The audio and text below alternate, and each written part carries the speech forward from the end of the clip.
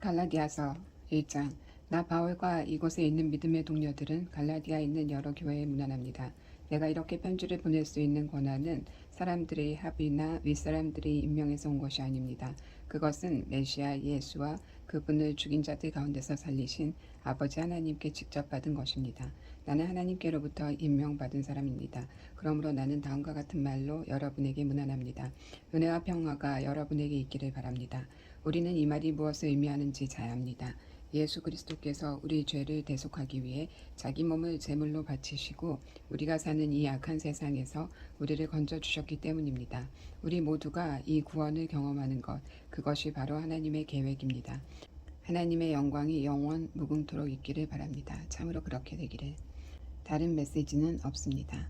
나는 여러분의 변덕이 믿기지 않습니다. 그리스도의 은혜로 여러분을 불러주신 그분을 그렇게도 쉽게 배반하고 다른 메시지를 받아들이다니요. 여러분도 알다시피 그것은 사소한 차이 정도가 아닙니다.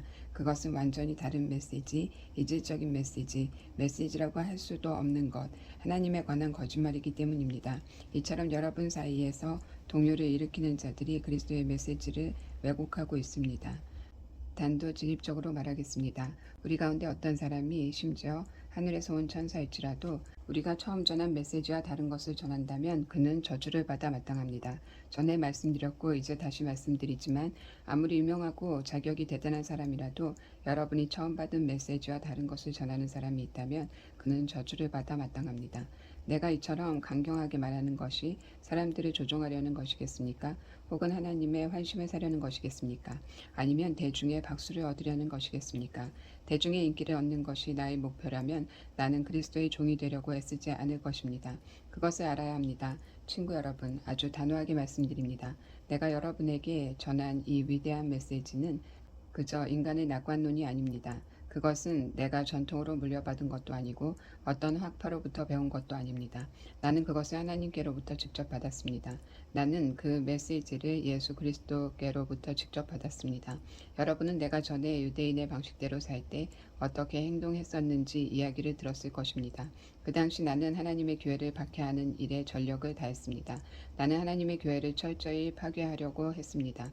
내 조상의 전통을 지키는 일에 어찌나 열성을 다했던지 그 면에서 나는 내 동료들보다 훨씬 앞서 있었습니다. 그러나 그때에도 하나님은 나를 향한 계획을 가지고 계셨습니다. 내가 아직 못되어 있을 때 그분은 너그럽게도 나를 택하시고 불러주셨습니다. 그분은 내게 개입하시고 자기 아들을 나타내 보이셔서 나로 하여금 기쁜 마음으로 그 아들을 이방인들에게 알리게 하셨습니다. 나는 부르심을 받자마자 내 주위에 누구와도 상관하지 않고 나보다 먼저 사도가 된 사람들과 의논하러 예루살렘으로 올라가지도 않았고 곧장 아라비아로 갔습니다. 그리고 얼마 후 다마스쿠스로 되돌아갔고 3년 후에 베드로와 함께 내가 전하는 이야기를 서로 비교해 보려고 예루살렘으로 올라갔습니다. 내가 예루살렘에 머문 기간은 고작 보름 정도였으나 거기서 지낸 시간은 정말 대단했습니다. 나는 우리 주님의 동생 야고보만 만났을 뿐 다른 사람들은 구경도 못했습니다. 내가 여러분에게 하는 이 말은 절대로 거짓말이 아닙니다. 그 후에 나는 시리아와 길리기아에서 사역을 시작했습니다. 그렇게 시간을 보내며 활동한 뒤에도 나는 유대에 있는 그리스도의 교회들의 얼굴에 알려지지 않았습니다. 그저 전에 우리를 박해하던 사람이 이제는 자기가 없애버리려던 그 메시지를 전하고 있다는 소문만 떠돌 뿐이었습니다. 그들이 나에 대해 보인 반응은 나로 인해 하나님을 알아보고 그분을 경배한 것이었습니다. 내 중심은 더 이상 내가 아닙니다. 2장. 첫 번째 방문이었고 14년이 지나서 바나바와 나는 디도를 데리고 예루살렘으로 올라갔습니다. 내가 예루살렘으로 간 것은 내가 계시받은 것을 그들에게 분명히 설명하기 위해서였습니다. 그때 나는 이방인들에게 무엇을 전했는지 그들에게 정확하게 설명했고 교회에서 존경받는 지도자들에게도 따로 설명했습니다. 그것은 우리의 일이 유대인과 이방인 사이의 관계 문제로 인해 오명을 얻게 되거나 공공연한 쟁점이 되는 것을 막기 위해서였습니다. 그렇지 않으면 자칫 여러 해에 걸쳐 이루어진 나의 활동이 훼손되고 현재 진행되고 있는 나의 사역이 위험에 처할 수 있었기 때문입니다. 유대인이 아닌 디도가 할례를 강요받지 않았다는 사실에 유념하십시오. 우리가 협의하고 있는 중에 그리스도인인 척하는 첩자들이 침투한 일이 있었습니다. 그들은 참된 그리스도인들이 어떤 자유를 누리는지 엿보려고 슬그머니 끼어든 자들이었습니다. 그들의 저희는 우리를 깨어 자신들의 종으로 삼으려는 것이었습니다. 그러나 우리는 그들을 거들떠보지도 않았습니다. 여러분을 위해 메시지의 진리를 지키기로 결심했기 때문이었습니다. 교회 안에 중요 인사로 여겨지는 사람들이 어떤 평판을 받든 나는 아무 관심이 없습니다. 하나님은 사람의 겉모습에 감동하지 않으시며 나 또한 그러합니다. 그 지도자들은 내가 줄곧 전한 메시지에 어떤 것도 덧붙이지 못했습니다. 하나님께서 베드로가 유대인에게 전한 것과 똑같은 메시지를 내게 맡겨주셔서 이방인들에게 전하게 하셨다는 사실이 조만간 드러났습니다. 교회의 기둥인 야고보와 베드로와 요한은 하나님께서 나를 부르셨음을 알고서 나와 바나바에게 손을 내밀어 악수하고 우리에게는 이방인들을 상대로 하는 사역을 맡기고 자신들은 계속해서 유대인들에게 나아가기로 했습니다. 그들이 우리에게 한 가지 당부한 것은 가난한 사람들을 기억해 달라는 것이었습니다. 그것은 내가 이미 열심히 하고 있던 일이었습니다. 그 후에 베드로가 안디옥에 왔을 때 나는 그와 정면으로 맞선 적이 있습니다. 그가 분명하게 잘못한 일이 있었기 때문입니다. 이야기는 이렇습니다. 베드로는 야고보가 보낸 몇몇 사람들이 오기 전만 해도 식사 때마다 이방인들과 함께 식사를 했습니다. 그러나 예루살렘에서 보수적인 사람들이 오자 그는 슬그머니 뒤로 물러나 할 수 있는 한 이방인인 동료들과 거리를 두었습니다.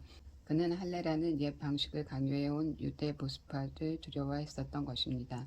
안타깝게도 안디옥 교회에 있던 나머지 유대인들도 그런 위선에 동조했고 바나바까지도 그런 수작에 휩쓸리고 말았습니다. 나는 그들이 메시지를 따라 한결같이 바른 길을 걷지 않는 것을 보고 그들 모두가 보는 앞에서 베드로에게 이렇게 말했습니다.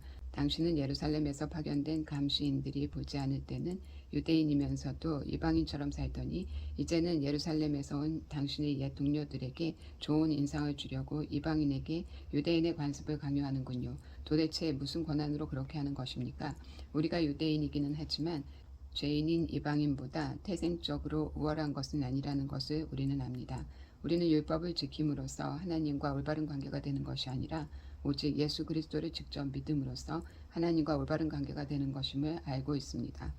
어떻게 합니까? 우리가 그것을 시험해 보았기 때문입니다. 우리는 이 세상에서 가장 훌륭한 율법 체계를 가지고 있습니다. 그러나 우리는 누구도 자기 개선을 통해서 하나님을 기쁘시게 해드릴 수 없음을 깨닫고 예수를 메시아로 믿었습니다. 자기 힘으로 선한 사람이 되려고 애쓰기보다는 메시아를 믿음으로 하나님과 올바른 관계에 들어가게 되었습니다. 혹시 우리가 아직 완전한 사람이 아니라는 것을 눈치챘습니까? 그리 놀랄 일도 아닙니다. 나처럼 그리스도를 통해 하나님과 올바른 관계를 맺으려는 사람들이 덕을 완전히 갖추지 못했다는 이유로 그리스도는 죄의 방조자임에 틀림없다고 비난하시렵니까? 그런 비난은 섣부른 것입니다. 내가 자기 힘으로 선한 사람이 되려고 한다면 그것은 전에 허려버린 낡은 헛간을 다시 세우는 셈이 되고 사기꾼처럼 행동하는 꼴이 되고 말 것입니다. 실제로 일어난 일을 말하자면 이렇습니다. 나는 율법을 지키려고 애쓰고 하나님을 기쁘시게 해드리려고 고심했지만 뜻대로 되지 않았습니다. 그래서 나는 율법의 사람이 되기를 포기했습니다. 그것은 하나님의 사람이 되기 위해서였습니다. 그리스도의 삶이 내게 방법을 알려주었고 그렇게 살도록 해주었습니다. 나는 그리스도와 나를 완전히 동일시했습니다. 정말로 나는 그리스도와 함께 십자가에 못 박혔습니다.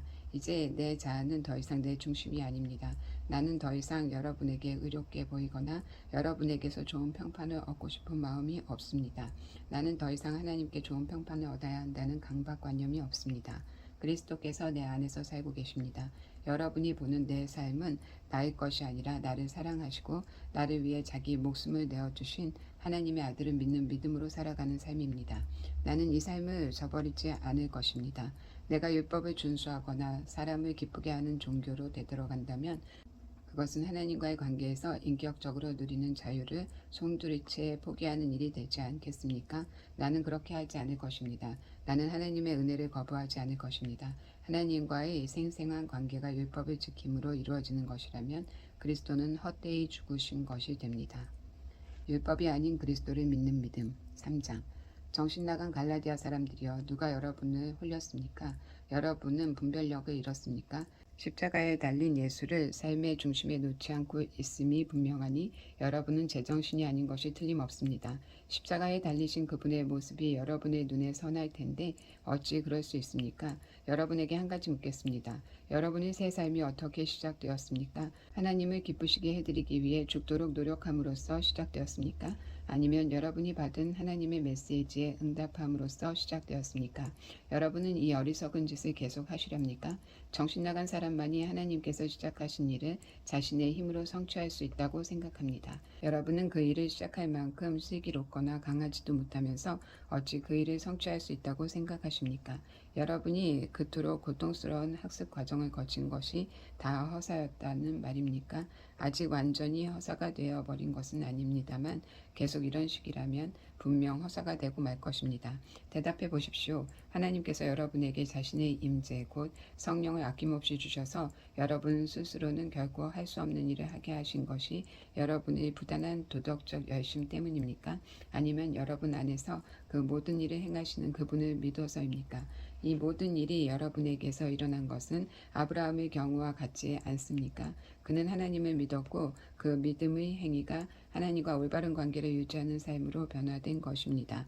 율법을 신뢰하는 사람들이 아니라 그리스도를 신뢰하는 사람들이야말로 아브라함처럼 믿음의 자녀인 것이 분명하지 않습니까? 또한 성경에는 하나님께서 이방인과도 믿음에 근거하여 올바른 관계를 맺으실 것이라는 사실이 이미 기록되어 있습니다. 성경은 아브라함에게 모든 민족이 내 안에서 복을 받게 될 것이다 라고 약속하면서 그 사실을 미리 내다보았습니다. 그러므로 이제 믿음으로 사는 이들은 믿음으로 살았던 아브라함과 함께 복을 받습니다. 이것은 결코 새로운 가르침이 아닙니다. 그리고 이것은 하나님을 의지하지 않고 스스로의 힘으로 살려고 하는 사람은 누구든지 실패할 수밖에 없음을 의미합니다. 성경은 이렇게 뒷받침합니다. 율법책에 기록되는 조항 가운데 하나라도 행하지 않은 사람은 심한 저주를 받게 된다. 그 같은 도덕적 요구 조항을 온전히 지킬 수 없다는 것은 분명합니다. 그러므로 그런 식으로는 누구도 하나님과 바른 관계를 유지할 수 없습니다. 하나님과 바른 관계를 맺고 사는 사람은 하나님께서 마련해 주시는 일을 받아들임으로써 그런 삶을 살아갑니다. 하나님을 위해 무언가를 하는 것과 하나님이 해주시는 일 속으로 들어가는 것은 분명히 다릅니다. 예언자 하박국이 옳았습니다. 하나님을 믿는 사람은 하나님께서 바로잡아 주신다. 그것만이 참된 삶이다.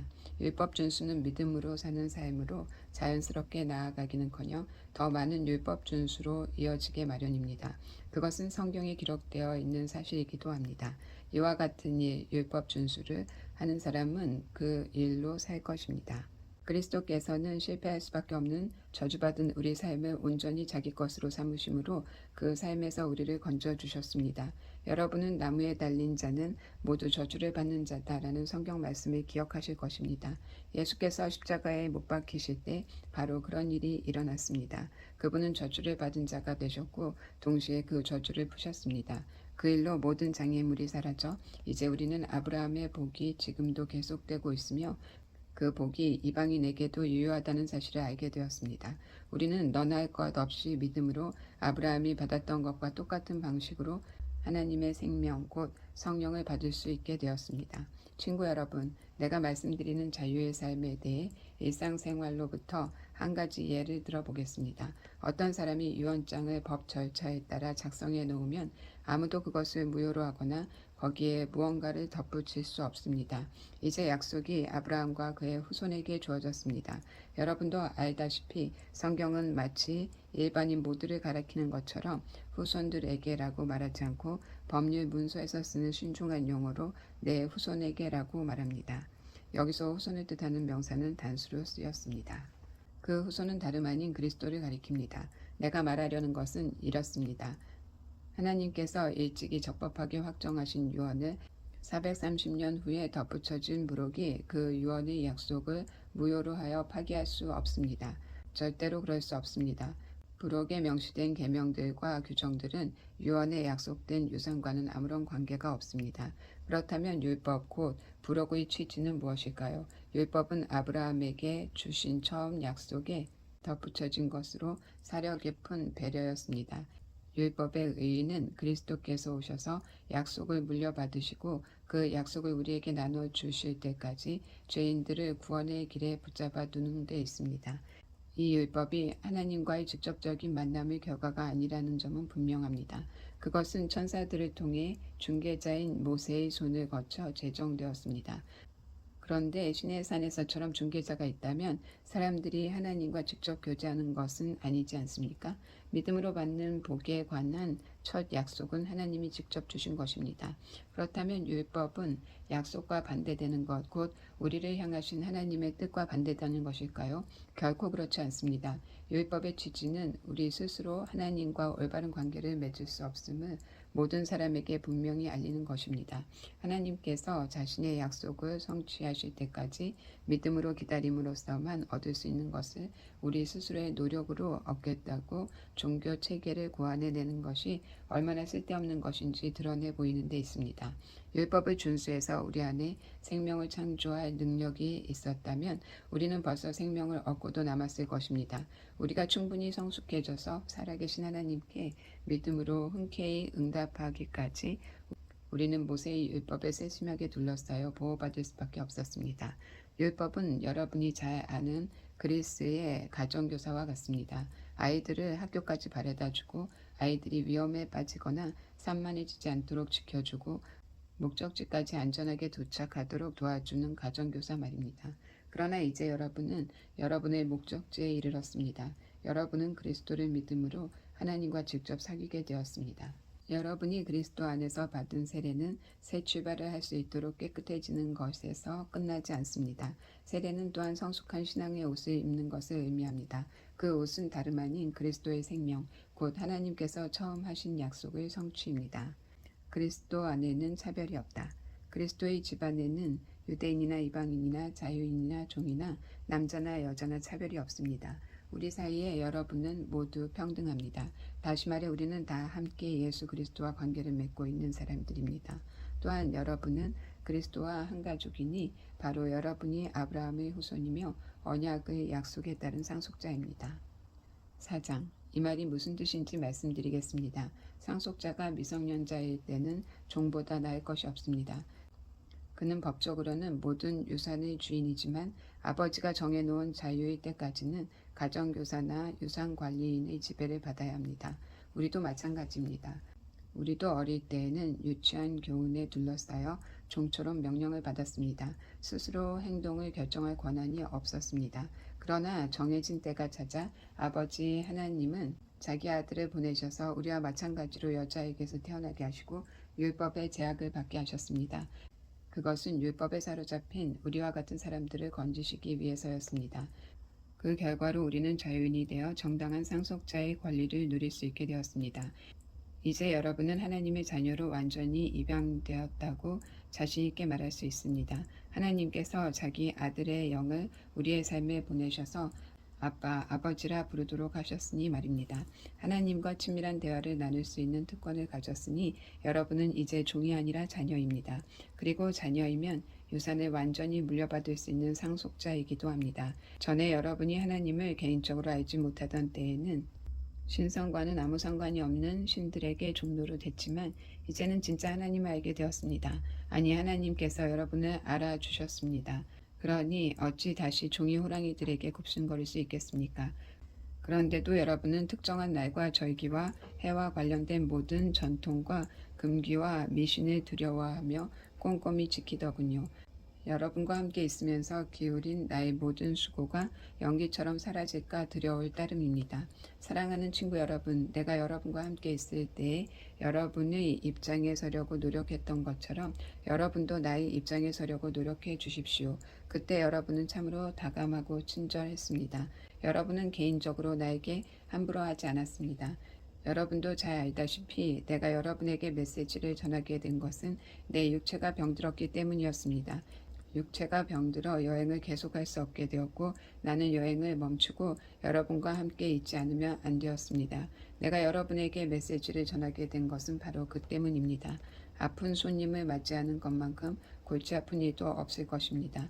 그런데도 여러분은 하나님의 천사를 대하듯 나를 대했습니다.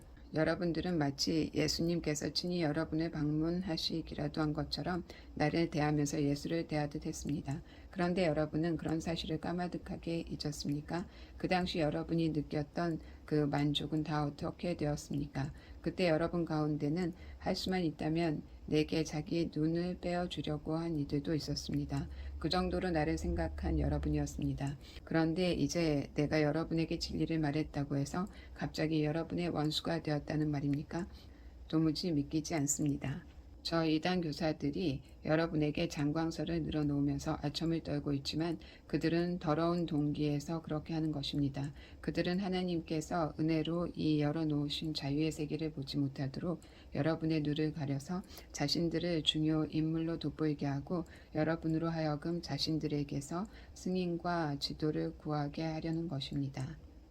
선을 열심히 행하는 것은 내가 여러분과 함께 있을 때뿐만 아니라 언제든지 좋은 일입니다. 내가 여러분과 함께 있을 때에는 나라는 사람과 내가 전한 메시지에 관심을 기울이더니 이제는 내가 여러분을 떠났다고 관심을 기울이지 않는 것입니까?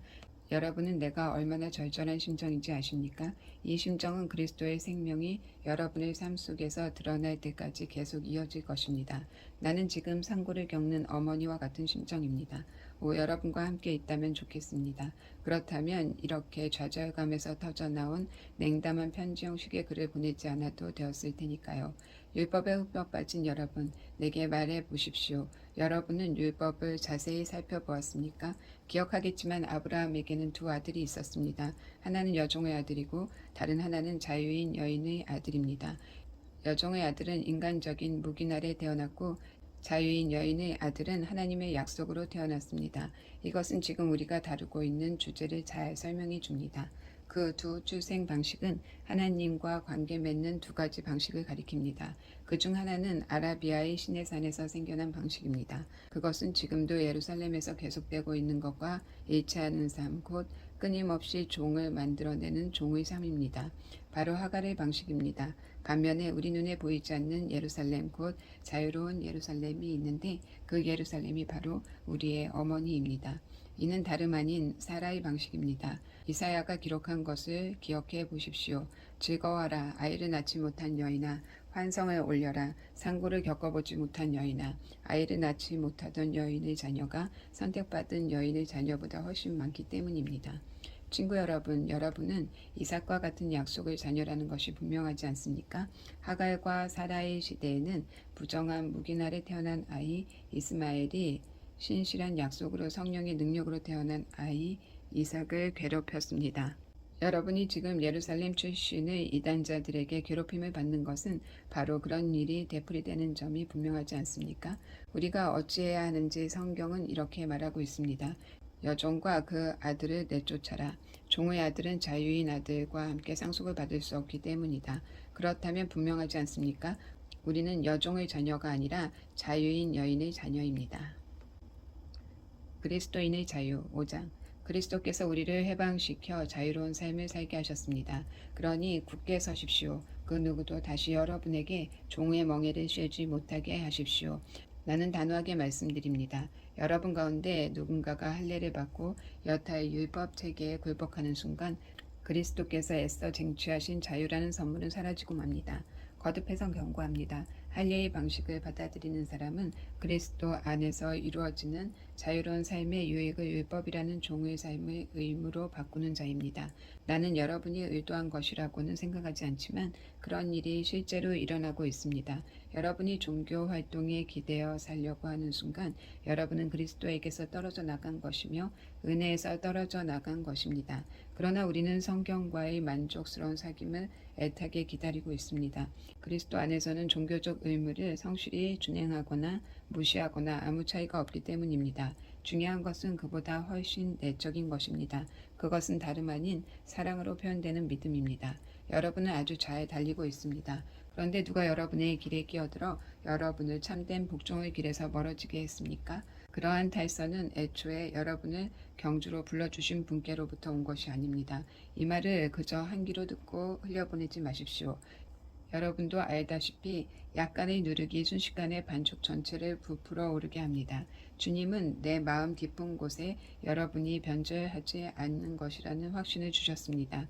그러나 누구든지 여러분을 흔드는 자는 하나님의 심판을 받게 될 것입니다. 내가 다마스쿠스 길에 들어서기 전에 그랬듯이 지금도 계속해서 할례의 방식을 전하고 있다는 소문은 터무니없는 것입니다. 만일 그렇다면 왜 내가 지금도 박해를 받겠습니까? 내가 그 낡은 메시지를 전하면서 이따금 십자가를 언급한다면 아무도 기분 상하지 않을 것입니다. 그처럼 물에 물 탄 듯한 메시지는 아무도 상관하지 않습니다. 할례에 집착하여 여러분을 선동하는 자들은 아예 끝까지 가서 거세하는 편이 좋겠습니다. 하나님께서 여러분을 자유로운 삶으로 부르셨다는 것은 틀림없는 사실입니다. 그러나 여러분은 그 자유를 방탕한 삶을 위한 구실로 삼지 마십시오. 여러분의 자유를 망치지 마십시오. 오히려 여러분의 자유를 사랑 안에서 서로 섬기는 일에 사용하십시오. 그것이야말로 자유가 자라는 길입니다. 우리가 하나님 말씀에 대해 아는 모든 것을 한 문장으로 요약한다면 내 자신을 사랑하듯이 다른 사람을 사랑하라는 것입니다. 이것이야말로 참된 자유의 행위입니다. 여러분이 서로 물어뜯고 핥히면 얼마 못 가서 서로가 파멸할 것이니 조심하십시오. 만일 그렇게 된다면 여러분의 값진 자유가 설 자리가 어디에 있겠습니까? 내가 드리는 조언은 이러합니다. 자유롭게 살되 하나님의 영이 이끌고 복돋아 주시는 대로 사십시오. 그러면 여러분은 이기심이라는 욕망에 휘둘리지 않게 될 것입니다. 우리 안에는 죄스러운 이기심이 자리하고 있는데 그것은 자유로운 영을 거스립니다. 자유로운 영은 이기심과 양립할 수 없습니다. 그 두 가지 생활 방식은 정반대입니다. 여러분은 그날 기분에 따라서 어떤 때는 이렇게 살고 어떤 때는 저렇게 살 수 없습니다. 성령이 이끄시는 삶을 선택하여 율법이 지배하는 번덕스러운 욕망의 삶에서 빠져나오십시오. 여러분이 항상 자기 마음대로 살려고 할 때 여러분의 삶이 어떻게 될지는 아주 분명합니다. 사랑 없이 되풀이되는 값싼 섹스, 악취를 풍기며 쌓이는 정신과 감정의 쓰레기, 과도하게 집착하지만 기쁨 없는 행복, 껍데기 우상들, 마술쇼 같은 종교, 편집증적 외로움, 살벌한 경쟁, 모든 것을 집어삼키지만 결코 만족할 줄 모르는 욕망, 잔인한 기재, 사랑할 줄 모르고 사랑받을 줄도 모르는 무력감, 찢겨진 가정과 찢어진 삶, 편협한 마음과 왜곡된 추구, 모든 일을 경쟁자로 여기는 악한 습관, 통제되지도 않고 통제할 수 없는 중독, 이름뿐인 꼴사나운 공동체 등이 그것입니다. 더 열거할 수도 있지만 그만하겠습니다. 여러분도 알다시피 내가 여러분에게 경고한 것이 이번이 처음은 아닙니다. 여러분이 자신의 자유를 그런 식으로 사용하면 여러분은 하나님 나라를 상속받지 못할 것입니다. 그러나 우리가 하나님의 방법대로 살면 어떤 일이 일어날까요? 과수원에 과일이 풍성히 맺히는 것처럼 하나님께서 우리의 삶에 여러 가지 선물, 다른 사람들에 대한 호의, 풍성한 삶, 고요함 같은 것들을 풍성히 주실 것입니다. 또한 우리는 끝까지 견디는 마음과 긍휼히 여기는 마음과 사물과 사람들 속에 기본적인 거룩함이 스며들어 있다는 확신을 갖게 될 것입니다. 우리는 충성스럽게 헌신하고 우리가 살아가는 방식을 강요하지 않으며 우리의 에너지를 슬기롭게 모으고 관리할 수 있을 것입니다. 율법주의는 이와 같은 삶을 자라게 하는데 아무 도움이 되지 않습니다. 그저 방해만 될 뿐입니다. 그리스도께 속한 사람들에게는 자기 마음대로 사는 삶이나 남들이 필요하다고 말하는 것에 부안해동하는 삶이 영원히 끝났습니다. 그들은 그런 삶을 십자가에 못 박았습니다. 이것이 우리가 선택한 삶, 곧 성령의 인도를 받는 삶이니 그 삶을 그저 머릿속 사상이나 마음속 감정으로 여기지 말고 그 삶에 담긴 뜻을 우리 삶 구석구석에 힘써 적용하십시오. 마치 우리 가운데 누구는 더 낫고 누구는 모자라기라도 한 것처럼 비교하지 말아야 한다는 뜻입니다. 우리에게는 살면서 해야 할 훨씬 흥미로운 일들이 많습니다. 우리는 저마다 하나님의 독특한 작품입니다. 십자가만 자랑하는 삶 6장. 친구 여러분, 창조적으로 사십시오. 누군가가 죄에 빠지거든 너그러운 마음으로 그를 바로잡아주고 여러분 자신을 위해 비판의 말을 아끼십시오. 여러분도 하루가 가기 전에 용서가 필요하게 될지 모르기 때문입니다. 눌린 사람들에게 몸을 굽혀 손을 내미십시오. 그들의 짐을 나누어짐으로써 그리스도의 법을 완성하십시오. 자신이 너무 잘나서 그런 일을 할 수 없다고 생각한다면 여러분은 대단한 착각에 빠진 것입니다. 여러분 자신이 어떤 사람이며 여러분에게 맡겨진 일이 무엇인지 조심스럽게 살핀 다음에 그 일에 몰두하십시오. 우쭐대지 마십시오. 남과 비교하지 마십시오. 여러분은 저마다 창조적으로 최선의 삶을 살아야 할 책임이 있습니다. 여러분이 스스로 설 수 있을 만큼 성숙해진 것은 훈련을 받았기 때문인데 여러분은 여러분을 훈련시킨 사람들과 넉넉한 마음으로 삶을 공유해야 합니다. 여러분이 소유한 것이든 경험한 것이든 온갖 좋은 것을 함께 나누어야 합니다. 착각하지 마십시오. 어느 누구도 하나님을 속일 수 없습니다. 사람은 심는 대로 거두게 마련입니다. 다른 사람의 사정은 아랑곳하지 않고 하나님을 무시하고 이기심을 심는 사람은 잡초를 거둘 것입니다. 그런 사람은 자기만을 위해 살면서 온통 잡초만 키워낼 것입니다. 그러나 하나님께 대한 응답으로 심고 그것을 키우는 일을 하나님의 영에게 맡긴 사람은 참된 삶 곧 영생이라는 알곡을 거둘 것입니다. 그러니 선을 행하되 지치지 마십시오. 포기하거나 중단하지 않으면 때가 되어 좋은 알곡을 거둘 것입니다. 그러므로 이제 기회 있을 때마다 모든 사람의 유익을 위해 힘쓰십시오. 믿음의 공동체 안에 있는 가까운 사람들에게부터 그 일을 시작하십시오. 마지막으로 나는 내가 여러분에게 말씀드리는 것이 얼마나 중요한지 강조하기 위해 이렇게 굵은 글씨로 손수 씁니다. 할례의 방식을 여러분에게 강요하려는 자들에게는 오히려 한 가지 동기밖에 없습니다. 그들은 손쉬운 방법으로 남들 앞에서 좋게 보이려고 할 뿐 믿음으로 살겠다는 용기 곧 그리스도의 고난과 죽음에 참여할 용기는 없습니다. 그들이 율법에 대해 말하는 것은 모두 헛소리에 불과합니다. 정작 그들 자신은 율법을 지키지 않습니다. 그들은 율법을 준수할 때에도 지극히 자의적으로 취사 선택합니다. 그들이 여러분에게 할례를 받게 하려는 것은 여러분을 자기 편으로 끌어들여 자신들의 성공을 자랑하려는 것입니다. 비열한 행동이 아닐 수 없습니다. 그러나 나는 우리 주 예수 그리스도의 십자가만을 자랑하겠습니다. 그 십자가로 말미암아 나는 이 세상에 대해 십자가에 못 박혔고 남을 기쁘게 하거나 남이 지시하는 하찮은 방식에 나를 끼워 맞추려는 숨막히는 분위기에서 벗어났습니다. 여러분은 이 모든 일의 핵심이 무엇인지 알겠습니까?